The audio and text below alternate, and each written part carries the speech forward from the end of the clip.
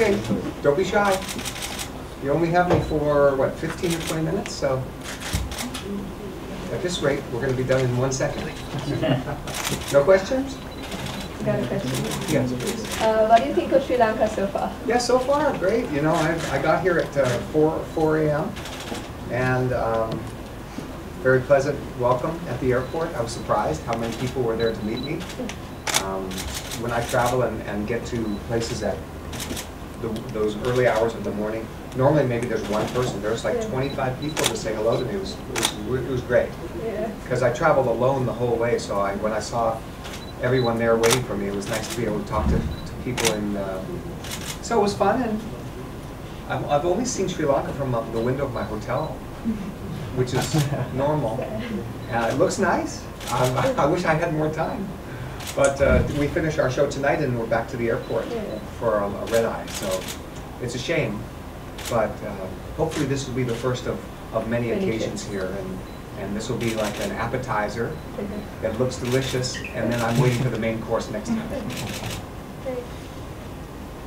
Well, now your music is enjoyed all over the world. What actually inspired you to do this? Well, you know, I honestly don't know exactly. I saw someone on television playing saxophone when I was 10 years old, and I was just inspired. I don't know why exactly, but it looked like something that I wanted to try. And when I started playing the saxophone, I enjoyed it right away, and I just kept practicing. And it's one of those things. It's like little things lead to the next thing. So I got good enough to be in my band. Then I was first chair, which made me feel good, so I practiced more, and then somebody said, hey, you're good, and that made me feel good, so I practiced more, and continued. So here, and I'm still practicing. You know, I still practice three hours every day, so I'm still trying to become a better saxophone player. That's going to be with me forever, so I'll never master it, but I'll always try. In 1992, the CD hit us. Yeah. Here's this number an year ago, 9. I think it's a year ago, the track. And this is a very traditional melody, Sri Lankan traditional melody, which is called the Jajagawana, that's the elephant, the gracefulness of the elephant. And the traditional part is exactly in that melody. So we thought you had come to Sri Lanka and seen our dance, seen our performances there. The song a year ago, huh? Oh wow. A year ago. I wrote it, played it's everything. From the Jajagawana, it's very famous in Sri Lanka. Wow, is that the one you were referring to? That's right, that's right. Wow, well, then, you know, there must be a connection with my heart and Sri Lanka, because that song was, I just composed it. It was actually written about my mother's passing. It was a year ago when I wrote the song, and it was a very sad melody. And I was writing it, and for whatever reason, I was thinking about my mother. And so when I titled it a year ago, that's the reason. I think you're the only one that's asked me about that song, so. Wow. Well, I'm very flattered that melody was something that connected with you. Very nice. Yeah. Yeah, Sean, yeah, that was good. Good point, yeah. Last night we talked about it in the car. And he was saying that, and I go, he said, have you been here before? Did you record a song? I don't think so. I didn't take drugs, so I don't know. My memory is I think my memory's still okay. So. What's the reward of being a superstar? Is it the fame, or being able to do what you love doing all day, every day, and being paid for it? Oh, well, it's the easy answer. First of all, I never use the word superstar. You can use it, but I never use it. For me, I'm a saxophone player, and I am very intrigued with the sound of the saxophone. So I get to play the saxophone, that's what I get to do. And so, to answer your question, the best part about what I do is the fact that I get to do the thing that I love to do. And I don't have to do anything else. I've never had a job.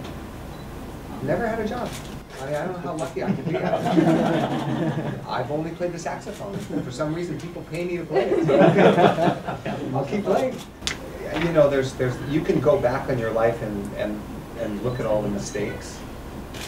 And wish for them, but if you hadn't made the mistakes, you wouldn't be where you are now. So I'm very lucky where I am. So if I had any regrets, it would be almost being ungrateful for where I am. So I try not to have regrets.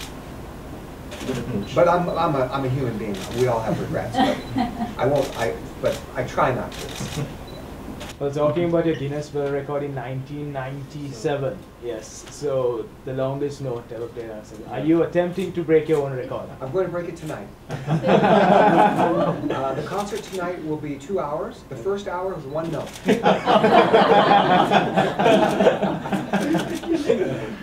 I will break it someday, but it's really hard to do. It's not hard to do for 10 minutes. It's hard to do for 45 minutes. It really hurts. So I have to prepare myself for that. I want to go before I die. I want to do 1 hour. So we'll see. How physically demanding was it? Very much so. Very much so. Tonight I'll demonstrate that, but in a live concert, if I hold one note for like 3 minutes, it'll seem like an hour. It really will. It'll be enough. So tonight I'll do that, and people will be, wow. And also, I'm glad it wasn't any longer.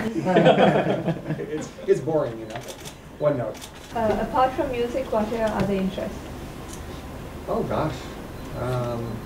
Well, I play golf. I'm not so bad. I fly. I'm a pilot, so I fly a little airplane around sometimes. I'm a good skier. It's a good snow skier. I do that pretty well.